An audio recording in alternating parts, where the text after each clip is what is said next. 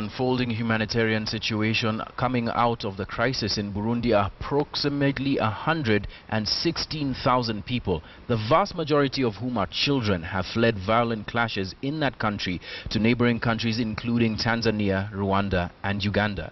This number is expected to rise as the situation in Burundi remains volatile. Nancy Kacungira reports on the Burundian refugee situation in Tanzania. They make the journey by boat. Nearly 47,000 refugees fleeing violence back home in Burundi have arrived in Tanzania, most of them gathering at the Kacungira reception area on the border with Burundi before being transported by bus to the Nyarugusu camp 150 kilometers away. Most of them are children. This is largely a crisis facing children. 83% of the population on the move that had been registered in Tanzania are children.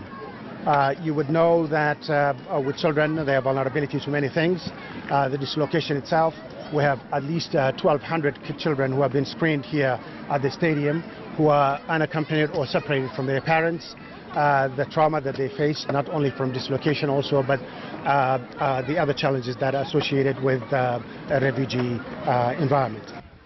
Mariama Kwizera is at Lake Tanganyika Stadium in Kigoma, a transit point between the Kacungira reception area and the Nyarugusu camp. She has been mother and father to her two siblings since their parents were killed by militias 2 years ago. When the violence in Burundi escalated, she felt there was no choice but to leave. I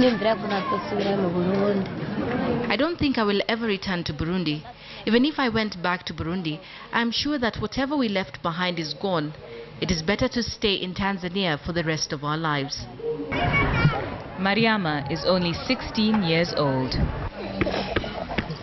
Nyarugusu camp hosts 65,000 Congolese refugees, but with the arrival of 35,000 Burundians, there are now 100,000 people in a camp built for 50,000.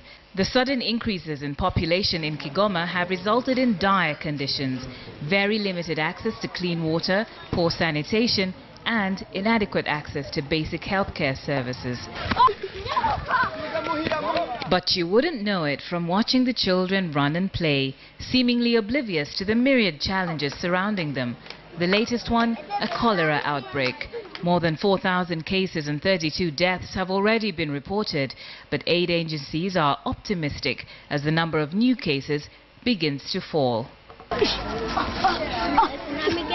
A mock fight between two young boys in Nyarugusu camp makes for an unsettling parallel of a much more serious situation in the home they have fled. Even as an uneasy calm returned to Burundi, the conditions that precipitated the coup persist. President Nkurunziza has urged refugees to return home, but for most of them, their fear of war is still stronger than their hope for peace. And so the buses into Kigoma continue to fill up. Nancy Kacungira, KTN.